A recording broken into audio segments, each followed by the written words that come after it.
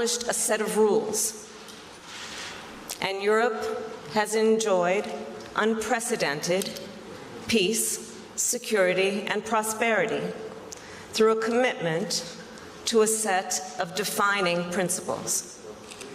The United States is equally committed to these principles, that people have a right to choose their own form of government, that nations have a right to choose their own alliances, that there are inalienable rights which governments must protect, that the rule of law should be cherished, that sovereignty and territorial integrity of all states must be respected, and that national borders should not be changed by force.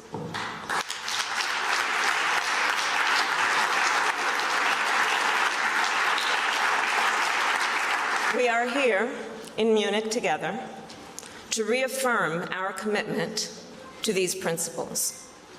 These principles have brought us peace and security. The backbone of this, of course, is NATO, the greatest military alliance the world has ever seen. As a defensive alliance, we have deterred acts of aggression against NATO territory for the past 75 years. And today, let me be clear, America's commitment to Article 5 is ironclad. This commitment is sacrosanct to me, to President Biden, and to our entire nation. In fact, I am joined here in Munich by a bipartisan delegation from the United States Senate and the United States House of Representatives. They are Democrats and Republicans. They have a wide range of political views, but they stand together in recognition of the value and the importance of our NATO alliance. Now, even in the most difficult times for our transatlantic community, and even when our system has been tried and tested, we, the United States and Europe, have come together and demonstrated our strength and our unity, just as we do today. As we stand in this decisive moment with all eyes on Ukraine. As we have said all along, there is a playbook of Russian aggression.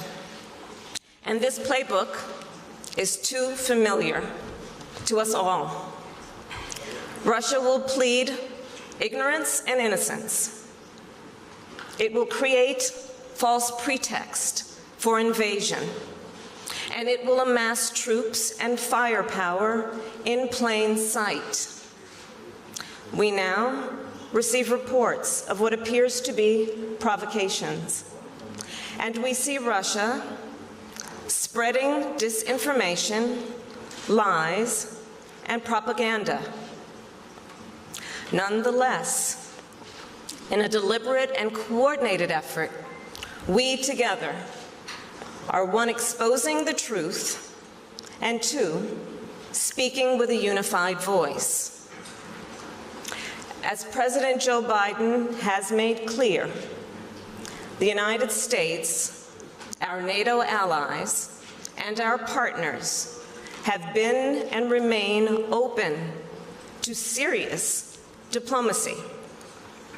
We have put concrete proposals on the table. We have encouraged and engaged Russia through NATO, the Organization for Security and Cooperation in Europe, the United Nations, and bilateral dialogues. We have engaged in good faith. Russia continues to claim it is ready for talks, while at the same time, it narrows the avenues for diplomacy. Their actions simply do not match their words.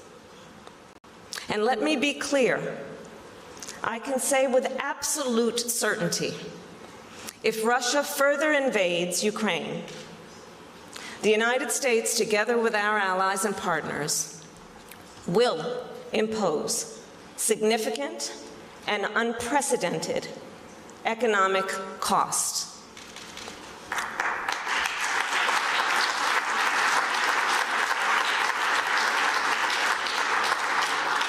We have worked intensively with many of you in this room to ensure we are prepared to move forward with consequences. We have prepared together economic measures that will be swift, severe, and united. We will impose far-reaching financial sanctions and export controls. We will target Russia's financial institutions and key industries. And we will target those who are complicit and those who aid and abet this unprovoked invasion. Make no mistake, the imposition of these sweeping and coordinated measures will inflict great damage on those who must be held accountable. And we will not stop with economic measures. We will further reinforce our NATO allies on the eastern flank. In fact, together, we have already taken steps to strengthen our deterrence and collective defense. We have deployed an additional 6,000 American service members to Romania, Poland, and Germany. We have put another 8,500 service members in the United States on a heightened sense of readiness.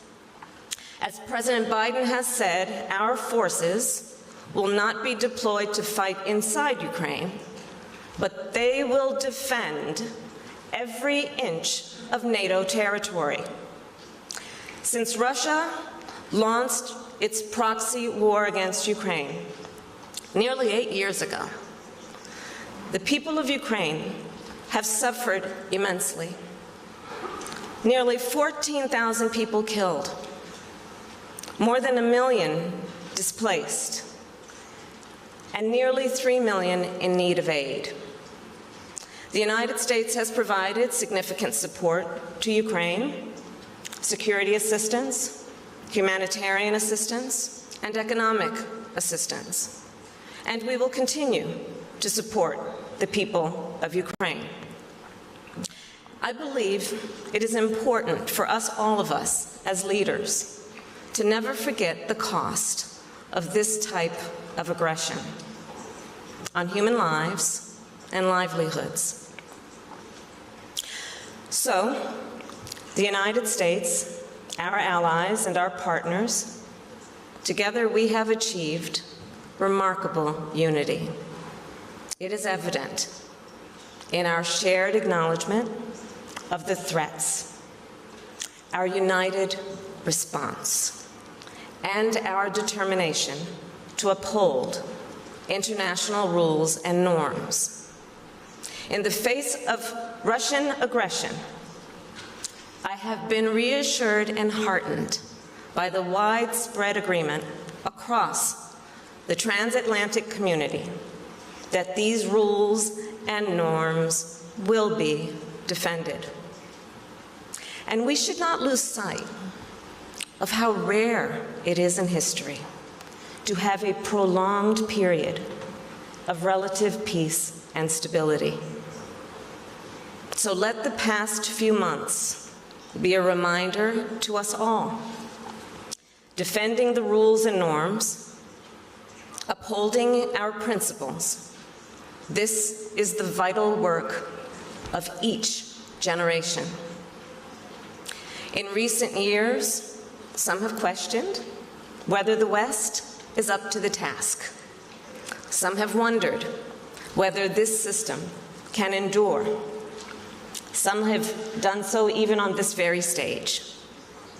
Indeed, the theme of this conference 2 years ago questioned the staying power of the West, whether or not the transatlantic community was losing its cohesion, its influence, its appeal.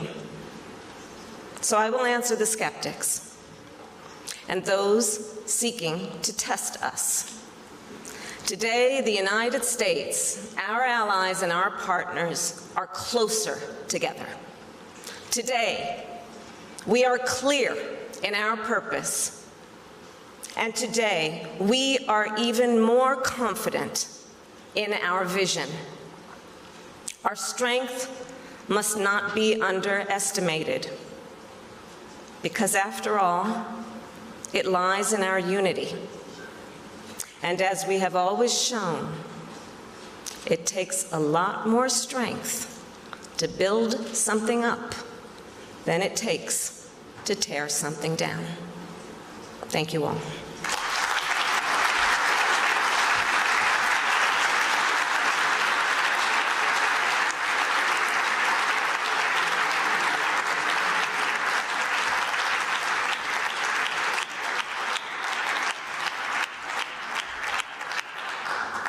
Madam Vice President, thank you so much for this great speech, which I think will be commented about and read about quite a bit in coming hours and days and weeks. Before we start our conversation, let me repeat what I said before you came into the hall.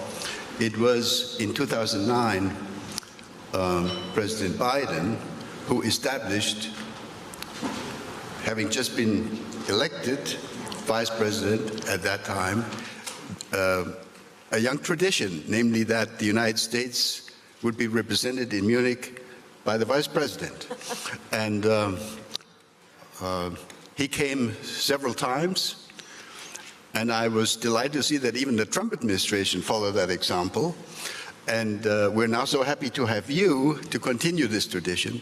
And I would be delighted if you convey to the President that even if he is now no longer the Vice President, he has always a standing invitation here. Yes, Ambassador, I will, and I will tell you it is the President's enthusiasm about the importance of this conference that led to my enthusiasm to be with you this afternoon, so thank you very much. Now, on a slightly more serious note, a year ago, when the President appeared on our screen, actually in this room, I was standing right here in this room, when he appeared on screen, and he said, and I quote, "America is back, the transatlantic alliance is back." Now, that was a message that was extremely well received here, even if not all of us knew that we would be threatened in the way that we feel threatened right now, as you just explained. But as we look forward, there are lots of people here in Germany, in Europe, who are asking themselves, okay, America is back, that's great, but is it for good? Is this for good? Many in Europe are fearful of a time where maybe some kind of a second Trump could be looming in the future. So here's my question. What can or should we Europeans do to keep the United States engaged in Europe long-term, not just today as we sit here, and even beyond the current administration? I think that is such an important question, because we have learned over these last weeks and months that without the United States considering herself a European power, we're actually quite powerless. I think the evidence of the point that I will make is present in this room. You will see there is probably one of the largest delegations from the United States Congress present today, Republicans and Democrats, who, as I said earlier, often don't agree on much, but agree on this. I think that the heart of your question really does demand the importance of the perseverance and enduring nature of institutions and alliances. And I would say that on that point, we are strong. There is an unwavering commitment to NATO and to the alliance, as evidenced again by the conversations and the unity that has resulted over the last several months, where nations have come together, where the United States, we would like to believe, has been among leaders in playing a leadership role to bring together the allies around common principles and norms, doing it in a way that has been at its essence about the value and the strength of diplomacy, which is about direct engagement. We have counted, and the Secretary of State is here, Tony Blinken, we have counted in excess of at least 200 conversations just in the last couple of months, be it between the President and others, the Secretary of State, myself, and so on. So I would say to you that the relationship is strong and that the importance of the relationship is something that we take very seriously, which is why in this historic moment, in this defining moment, potentially, the strength of the institution and the alliance reveals itself, even if there's been a question about that before. Thank you so much.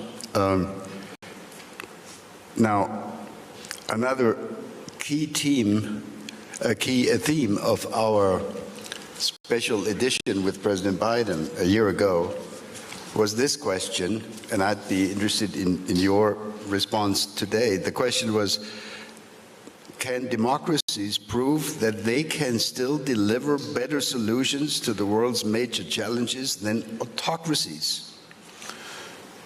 There are skeptics who would probably not have a hard time finding evidence to the contrary over the past period. What do we need, what do democracies need in order to do better and to convince our peoples that we can do it?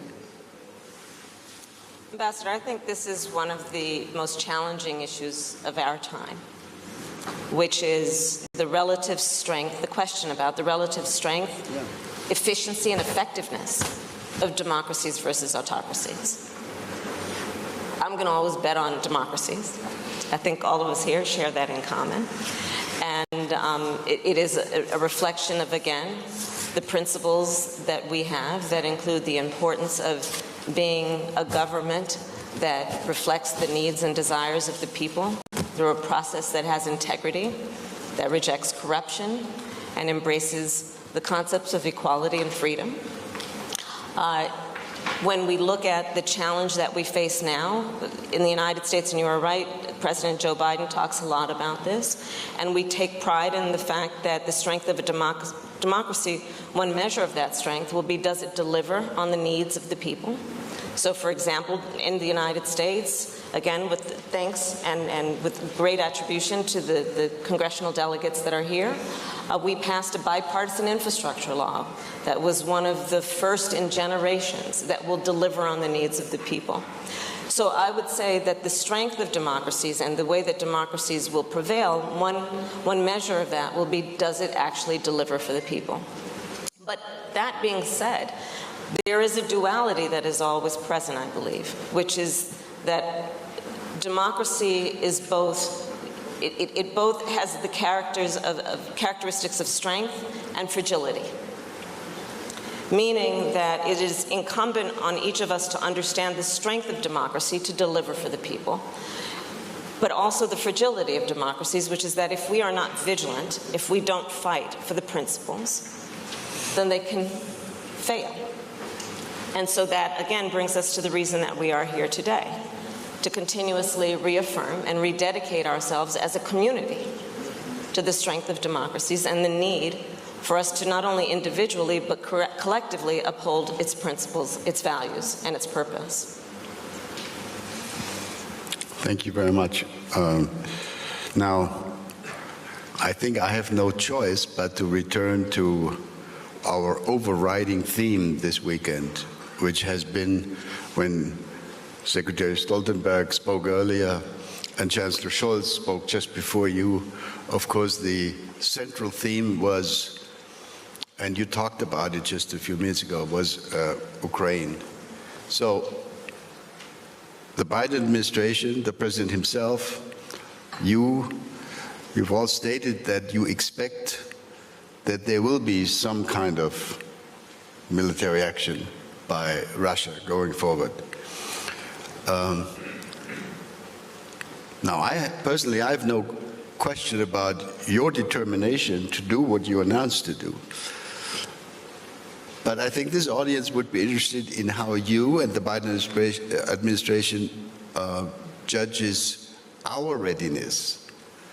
Do you think we Europeans are sufficiently prepared for such a kind of a worst-case scenario, which would, in my view at least, which would tend to sort of, terminate the search for a durable and peaceful European security architecture? And we've been working on that for more than a generation, for 2 generations. So the question is, if you could reflect a bit about how you think about this and what conceivably Americans and Europeans working together, what we could do in the future even better in terms of speaking with Russia, not only about Russia. One of the things I really regret is that the Russian government decided not to come here. I would have appreciated an opportunity to challenge them on the stage, as has been the case for many years here in Munich. But I think you understand my question. Well, as I said in my speech, I am reassured and heartened by the work that we have collectively done over the last several months. And it is work. Not everyone started out in the same place in terms of a variety of issues that are on the table. How do we define aggression? What should be the consequences? Which consequences are appropriate? Which are we willing to pursue? Which aren't we willing to pursue? So we didn't all start out in the same place, but through diplomacy, and again, this speaks to the strength of diplomacy, we came together and are now speaking with a unified voice. And that voice was a function of not only dialogue, but debate, some concessions, but also a practical realization of the moment that we're in, which is that we are looking at a sovereign nation that may very well be on the verge of being invaded yet again. And perhaps this is a moment, as life does present us, with those moments that challenge us to ask, what is our reason for being? And I think we all know the history of NATO and its reason for being. The spirit behind this term we use, the transatlantic community. The word community meaning a collection, not a collection of individuals who see themselves as a collection than as one. And that's where we are now. I don't disagree with you that it would be nice if we were presented with other circumstances, be it at this conference or in the world, but that's not where we are. We remain open to diplomacy. We have said it continuously, and our deeds, our words, and our actions have reflected that priority. We believe that when you define the strength of any nation, certainly I'll speak for the United States, we believe it is an expression of our strength to seek, as a first priority, a diplomatic resolution to any conflict. And I believe we've been clear about that. But yet we are presented with this moment today. And so the question is, if that diplomacy leads to a dead end, we hope it does not. I said that again in my speech today. The President said it last night. We are still open to a diplomatic resolution. But if it does not, we are also clear-eyed that there must be consequences. And so we have clearly articulated the consequences we have in store. And they will be severe and swift. And they were derived through a process, again, of diplomatic discussions and engagement, wherein there has been some consensus around what would be appropriate given perhaps some predictable scenarios. I think this moment speaks to, yes, a moment we would like to avoid if it was avoidable, but it also speaks to our resolve to speak with one voice, in a unified voice. History has challenged us over the years in that regard, but I think history will show that at this moment we are standing strong.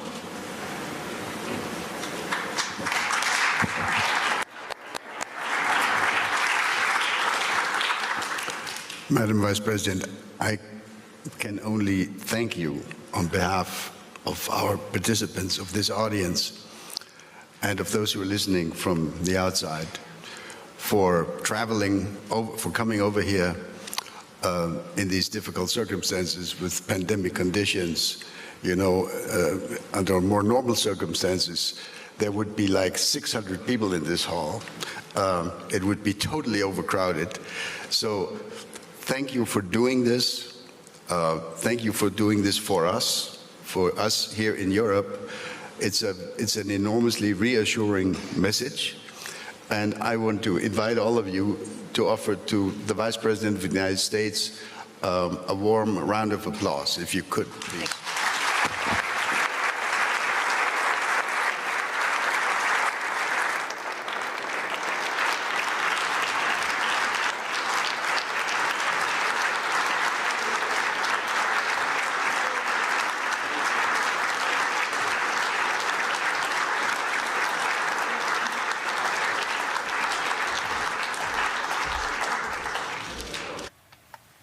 So that was Kamala Harris on the international stage at the Munich Security Conference 2022. You are watching BR24 live, and joining us live once again is Thorsten Teichmann, our US correspondent. Thorsten, so great to have you back again. This has been a very clear and strong speech Kamala Harris just gave, right? Yeah, the U.S. side in the conflict with Russia stays on the script and repeats its talk and saying that they are open for diplomacy, but in case diplomacy fails, they also have severe consequences for Russia in case Russia again uses its military to incurse into the Ukraine. So in this case, the clear messaging is there. She repeated it. She again reiterated that to work together with the Europeans is of very high importance here in Washington, D.C. I think it was very interesting to see Ischinger asking her what the Europeans can do better, and also whether the USA stays for good as a partner for the Europeans. That's a very difficult question to answer. We have elections here in this year for Congress, and then looming already the next presidential elections, a lot of talk about Trump running again. So the question was fair there. She said that Democrats and Republicans came to this conference to Munich, and that should be a sign that institutions and conferences persevere. But I think the question still is there, is the engagement that the US shows currently in the current crisis, is it for good and will it stay? Thorsten, Kamala Harris had several high-profile trips as the U.S. has partnered with key allies in an attempt to deter Russia from invading Ukraine. How important is her being here today? I think she's there on behalf of the president, and it was a very important speech for her. You have to see that she has a wide portfolio, mainly here in the U.S., about social justice. She has a portfolio about dealing with the border issues. A lot of people still migrating from Middle America and South America to the United States, and the solution is not found for the very dire situation at the border to Mexico. And she has this really wide portfolio here, which is dealing with domestic issues. So on the international front, she's sent to Europe to have this message of the Americans that first, it is in the American interest to work together with their European allies, and second, to have a strong message against Russia in the current Russia crisis around the border of Ukraine. And I think that she's there just shows shows the high stake that we are talking about. I mean, we always can talk about what is the interest here of the different partners or the different contraries in this crisis, but I think it shows that the work that Europeans and Americans want to do together is underlined by her visit to Munich. The US and Europe reunited, and it feels so good. That actually could be the headline of this conference so far, or what do you think, Thorsten? Yeah, it could be. I mean, they're showing that they're working together on all kinds of levels. But then again, Europeans and Americans are also facing the same challenges. I mean, Kamala Harris was speaking about a rule-based system in Europe. And then we heard yesterday Mr. Guterres saying that we have a moral bankruptcy of the financial sector, that we have inequality in this world, that we have poverty in this world. All those problems we're facing together, the US and Europe. And maybe this should be addressed as well, not just the primary security concern that we have currently right now with Ukraine and Russia, but also the underlying issues. And rule-based is fine, but rule-based should work on every level, not just the political and security level, but also on other levels. And maybe there our societies in Europe and the US can share a lot about what is working and what isn't so good working. The US is very invested into this situation, one could say, because the US and Europe are standing strongly together. But one could also ask, is it because the US is under the impression Europe couldn't handle it all by itself? I think the impression of the current Biden administration, and I think the Secretary of State Blinken yesterday said it, is that no country can handle the current challenges by itself, not even the US. I think this was his words. So I think the challenges globally are so huge that the perception that one country can be on itself, a perception that we got from the former administration, who were thinking that if you have a power sharing, then you're losing power. So you have to be on yourself. You have to be strong yourself. I think this perception or this idea is not the idea of the Biden administration. It's not so much that Europe can't handle itself. It is more that all the countries in the world have to work together to come to a solution. I think that's very clear from here. Thorsten, after the election in the United States, especially here in Germany, you didn't hear much from the Vice President Kamala Harris. How is she viewed in the States? Yeah, that's very difficult to come to a clear conclusion here, because she is also in this kind of culture war. So we have one side of the country in the United States that make her days hell, and the other side really are fond of her and support her. And so it's very unclear to say where she stands in terms of people in the United States. I think there is some disillusion about how much she can move. I think there was big expectations, being her the first black woman, being her the first woman with South Asian descent, and so the family is from South Asian descent. So I think the expectations were very, very high, and there might be some people who are saying, oh, we expect much more, that she's much more influential here. But again, there's also quite a culture clash here. When we look at the news, programs like CNN, MSNBC will support her. Programs like Fox News do their money with bashing her. So I don't come to a clear picture where we stand right now in the perception of the Vice President in the United States. Thank you so much, Thorsten. For now, we have to move on because the stage is set for Wang Yi, China's State Councilor and Minister of Foreign Affairs, here at BR24 Live with the Munich Security Conference. Say the same thing about our big neighbor to the east, about Russia. When Minister Wang last addressed this room in 2020, being here physically, it was under the difficult circumstances of the COVID-19 pandemic, which had just started to dominate the international discourse. Unfortunately, I'm sure I'm not the only one who regrets today that we are not yet totally out of the woods regarding the pandemic, and the circumstances do not permit Minister Wang to join us in person, I think there is also, of course, the Olympic Games still ongoing with, I'm sure, lots of international visitors that he wanted and he needs to say hello to. Instead, he's joining us today virtually and will also be willing to respond to a few questions within the tight schedule that we have. Now, if you guys are not fluent in Mandarin, use your headsets. And I would now want to say thank you very much, Mr. Minister. Thank you very much, State Councillor, for spending time with us today. And you have maybe not the floor, but the screen. Please.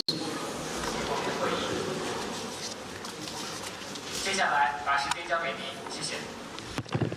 很高兴再次见到于新阁主席，我的老朋友。我也很愿意通过。Well, thank you, Chairman Ishinger, my old friend. It is very nice to see you once again. 这几年公安会讨论最多的话题就是不确定性。今天的焦点。I'm delighted to attend the Munich Security Conference once again and to meet with old and new friends on the cloud. In the past few years, the most frequently discussed topic at the MSC was uncertainty. And this year, it has been replaced by a sense of helplessness. All this reflects the deep confusion among nations about the current state of the world, as well as their widely shared concern about its future. Secretary-General of the United Nations, Antonio Guterres, cautioned expressly many times that the world is at risk of division, and major countries are expected to shoulder their responsibilities and live up to international obligations. As China sees it, this warning is no alarmism. Indeed, our world faces once again the danger of division and confrontation. Certain big power is reviving the Cold War mentality and stoking confrontation between blocs. It willfully wields unilateral sanctions and undermines international rule of law. It puts together various circles and stirs up antagonism. It gets zealous about decoupling and building walls and acts against the trend of globalization. It boasts of its strength and power and glorifies hegemony and bullying. This should not be allowed to continue because it runs counter to the advancement of history. So what shall we do? The answer lies in greater solidarity and cooperation under the banner of multilateralism. As President Xi Jinping highlighted at the World Economic Forum earlier this year, amidst the raging torrents of a global crisis, countries are not riding separately in some 190 small boats, but are rather all in a giant ship on which our shared destiny hinges. Only when countries row the oars together and cheer up each other, rather than undercut and come after one another, can we overcome the current challenges and sail into a bright future. In this process, the role and action of major countries are critically important. Let me share with you 3 points. First, to make the world a better place, major countries must lead by example. President Xi Jinping has stressed time and again that major countries should act like major countries. We expect all major countries to take the lead in supporting multilateralism, living up to their international commitments, acting on the purposes of the UN Charter, and contributing to world peace and development. China has all along been taking real actions to honor its international responsibilities and obligations. Facing the persistent global pandemic, China has acted on President Xi Jinping's announcement to make vaccines public goods and was among the earliest to provide vaccines to countries in need. It has so far provided over 2.1 billion doses of vaccines to more than 120 countries and international organizations. At this moment, we are focusing on providing new, large-scale vaccine assistance to Africa. Facing the sluggish global economic recovery, China has put actions behind the vision of common development. It has worked to advance high-quality Belt and Road cooperation for green, open, and clean development under the principle of high standard, people-centered, and sustainable progress. Facing the impact of COVID-19 on the 2030 Agenda for Sustainable Development, China has put forward the Global Development Initiative and called on all countries to take actions together and lend fresh impetus to the realization of the agenda. Facing the complex governance challenge, China has taken an active part in developing global governance systems on climate, environment, health, and in the digital sector, and worked to make globalization more open and beneficial to all. It has been a staunch stalwart of the international system with the United Nations at the center and the international order based on international law. Facing the volatile global landscape, China upholds the new vision of common, comprehensive, cooperative, and sustainable security and has worked for political settlement of regional hotspot issues, playing a constructive role in maintaining international peace and security. Facts have proved that China's development has increased certainty in the world and expanded the force for peace. China, with higher quality development and better capability to deliver, will provide stronger impetus for global recovery beyond COVID and greater contribution to international peace and stability. Second, to make the world a better place, countries must work in sync. We need to work together for a new type of international relations based on mutual respect, equity, justice, and win-win cooperation. State-to-state relations should not be simplistically defined by competition only, and no country should be obsessed with turning back the wheel of history and repeat past mistakes of forging rivaling alliances. We need to work together to champion and act on true multilateralism. The authority of the United Nations must be guaranteed, and the purposes and principles of the UN Charter must be upheld. No country, not even a superpower, should replace international norms with its own will, still less put itself above international norms. We need to work together to promote balanced and robust recovery of the world economy. What is urgently needed is further openness and integration, not isolation and decoupling, and to remove trade barriers, bring down exclusive yards with high walls, promote open, green, and common development, and foster and maintain an open world economy. We need to work together to safeguard global peace and tranquility. Security of a country should not come at the expense of that of another country, and security of a region cannot be realized by beefing up military blocs. The idea of exclusive security and absolute security must be rejected. We all must guard against and oppose any attempt for new Cold War and strive for a world of enduring peace. Third, to make the world a better place, China and Europe must play its part. China and Europe are two major forces and great civilizations. We can and we must provide more stability and positive energy for the world. The two sides need to stay committed to the China-EU comprehensive strategic partnership and should not be swayed by any turn of event. China will continue to support European integration, support an EU with greater unity and prosperity, and support European strategic autonomy.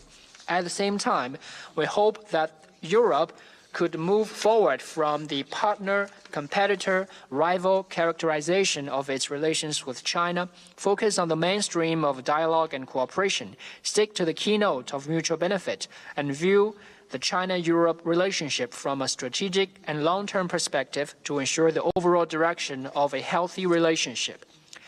The two sides need to respect each other's core interests and adhere to the basic international norm of non-interference in international affairs. Given the differences in our history, cultural background, and development stage, it is natural that we do not always see eye to eye with each other. China is ready to, on the basis of mutual respect and equality, enhance dialogue with the European side and seek common ground in spite of the differences